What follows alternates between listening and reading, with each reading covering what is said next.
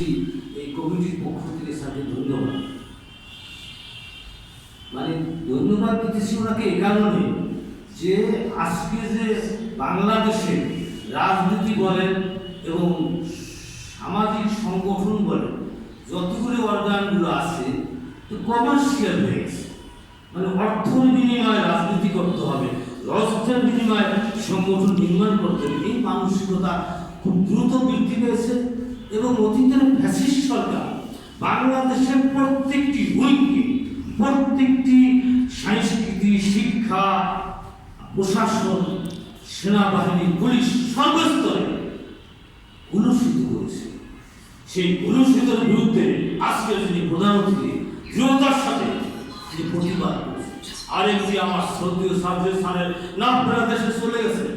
সে শুধু একজন স্যার ছিলেন না, সে ছিলেন রাজনীতি একটি দেশকে নির্মাণ করার জন্য কি হওয়া উচিত, একটি দেশের সমাজ ব্যবস্থা, শিক্ষা, সংস্কৃতি,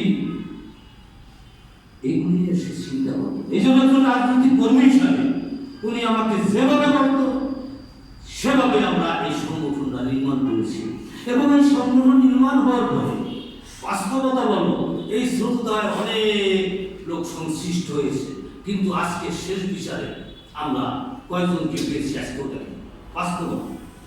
আর আজ কষ্ট পেয়েছি কি এই বাংলা একাডেমি সভাপতি ছিলেন উনি, এই বাংলা একাডেমি আজ বাংলা একাডেমিতে দাঁড়াই করছি তারা যে স্যারের প্রতি অন্যায় করছে, তাকে অসম্মান করছে। এই জন্য ওনার শেষ বিদায়ের সময় আমাদের সংগঠনের পক্ষ থেকে আল্লাহর কাছে আমরা কি করছি, আহ্বান করছি, আল্লাহ আর যারা ওনাকে অসম্মান করলো তারা হেদায়েত করলো।